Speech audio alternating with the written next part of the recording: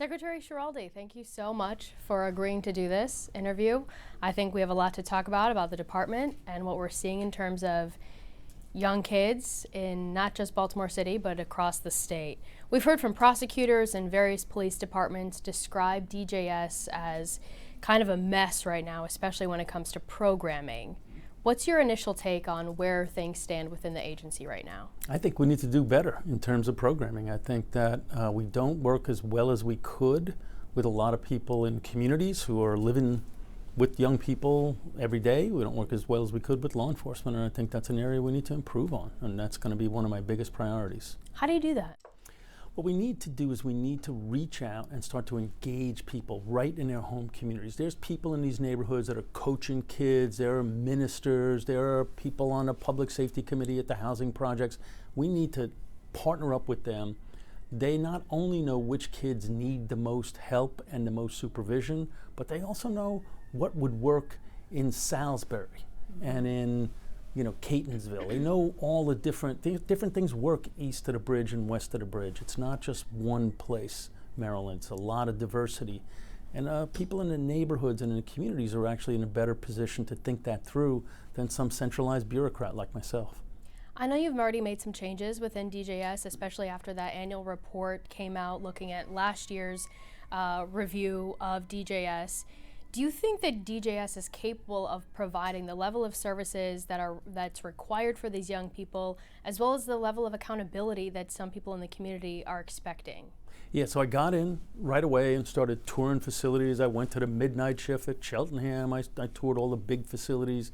Now I'm up to every facility except for the one in Western Maryland. So I've taken a look at them all. I spent a lot of time talking to frontline staff, talking to managers, talking to community staff. And I had, I'd observed some of the very same things that came out in that monitor's report, even before the report came out. And so we started fixing some of that stuff right away. Started adding after-school programs, which is huge for the kids. They were sitting around playing spades and being on Xbox. And you got kids, they're in here for multiple problems. They got issues that we have to deal with when they come out. They got to finish school. They got to have job skills. They shouldn't be playing spades while they're in our facilities.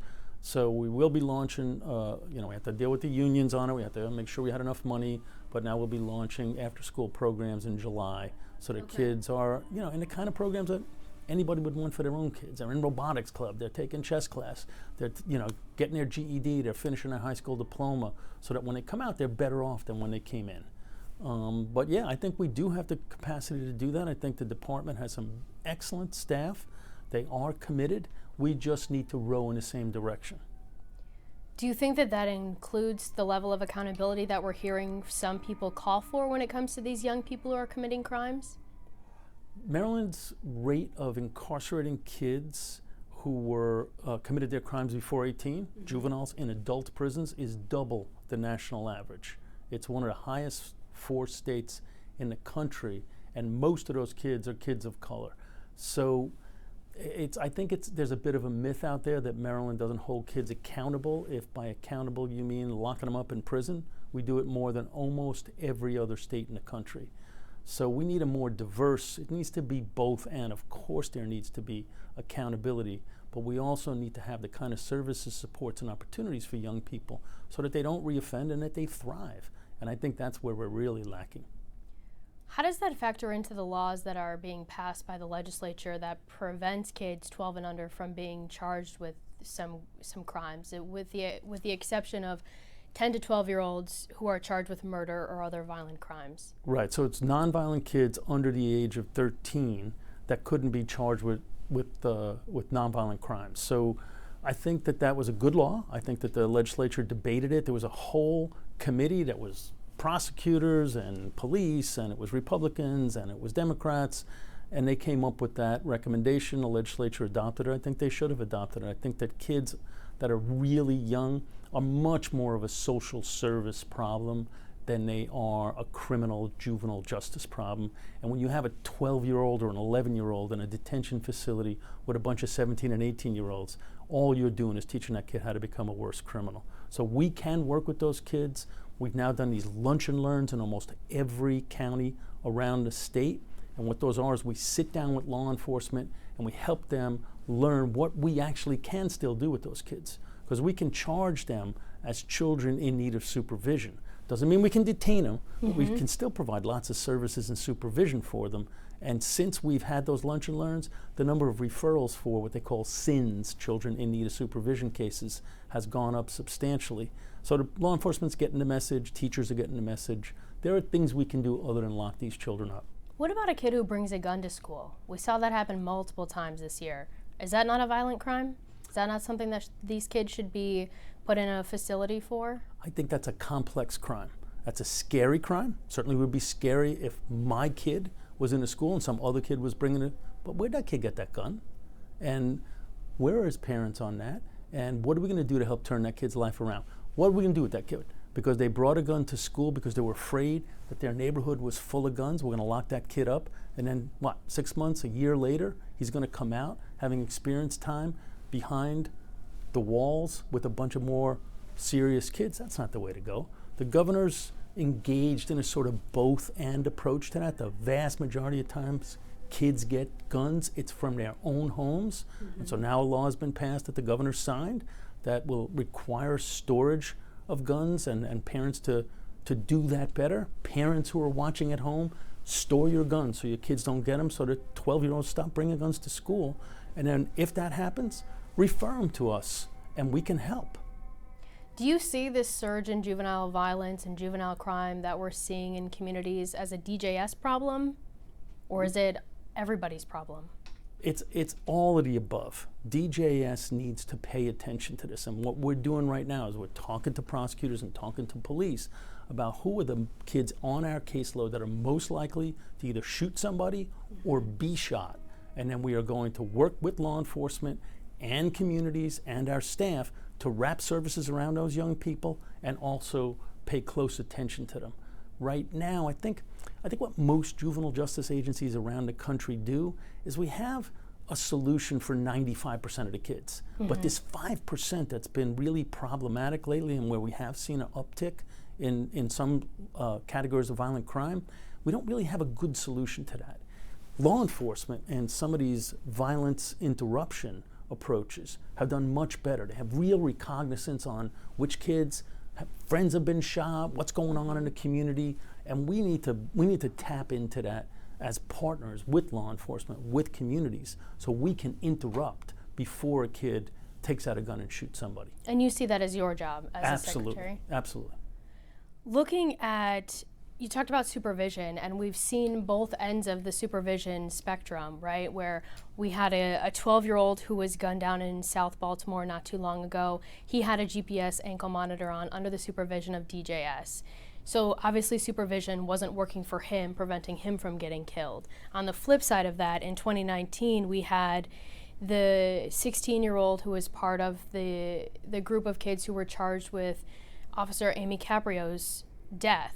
He too was on supervision, so that didn't work for the public safety aspect for the community.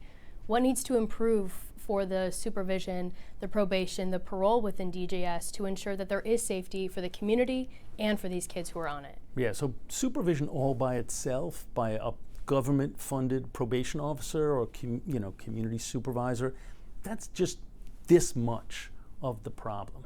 These kids are in and out of our system in a heartbeat. Even if they're on for 2 or 3 years, that's nothing in the life of a child. We really have to engage the rest of the people in their community. They have to help us figure out what is going to work for their neighborhood, and then we need to resource those things. And that is absolutely what I'm committed to do. When we do that, then we got a whole partnership working on that kid. People, you walk around these neighborhoods, people know. They know which kids are the ones need the most help, and they're also the scariest kids. And we got to get in there with those kids and interrupt that flow and put them on a path to success. That's where we'll have our best success, not just because some PO sees you once a week in his office and has you, pee in a cup and tell you to go forth and sin no more. That's not ever going to do it. How long are you expecting the public to wait before those results are seen? we're going to start seeing results relatively quickly, but this is an ocean liner. It's not a speedboat. You can't just turn big departments like this. You can, and it's not also just us, right? We got a society full of guns and kids with problems. We can focus on some of that, and the governor is also focused on doing something to get control of guns in reasonable, moderate ways, not extreme ways. We do that both end strategy, people will see results. I want to bring up the Washington Post op-ed from 2015, where you talk about the brain science and development of young people's brains potentially not being developed until 21, maybe even 25, and those people should have their cases adjudicated in family court. Correct. Do you still stand by those comments? I do. That was brought up during the confirmation hearing. Some lawmakers had concerns about that, and your views as a secretary for an agency plagued with problems. Do you see their concerns? Many agencies are plagued with problems, right? It's not just the Department of Juvenile Services. It's not like kids who are 19 in the adult prison system in Maryland or any other state are being served in a way that's going to reduce their delinquency or their criminality, right? So it's not just DJS has problems and nobody else has problems. Everything else is perfect. But you're the secretary of this. When you look at, right, so you're asking me a question you want me to answer, right? So let me answer the question. So when you have kids, if you ask most of your viewers, how different were you, particularly the men, at the age of 17 versus the age of 19? Were you dramatically more ready to engage in adult responsibility and adult behaviors when you were a freshman or a sophomore in college than you were when you were a senior in high school? I think most people would say no. And so what this does is it looks at where people are developmentally, and it says we need to calibrate our systems in ways that are most likely to improve public safety. The systems we have now, when you put these young people in adult systems, they really don't do well. And so what that paper and what that op-ed piece were about looking at kids where they are developmentally, as opposed to just where we've drawn arbitrary lines over the centuries, really. This is a century old. They drew this line in the 1800s when they first established adult and juvenile justice systems. They said it was going to be 18. They didn't have any science when they did that. Now, all of that is super interesting, but none of it has anything to do with my day-to-day work. My day-to-day work focuses on young people who have been arrested before the age of 18, not young people who have been arrested at 18, 19, 20, or 21. But if you want to ask me the question as to whether we should be looking at a more developmentally appropriate system for our children, of course we should. Do you believe the safety of the community as a whole outweighs a young person's ability to stay in the community to get those rehabilitative services in some of these facilities that may or may not even be working? I think that's an either-or question, and I reject the concept. I think that we need to do both and.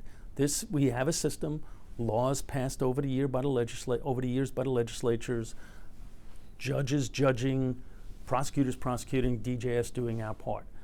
At the end of that, we're going to have some young people in the juvenile system and some young people in the adult system.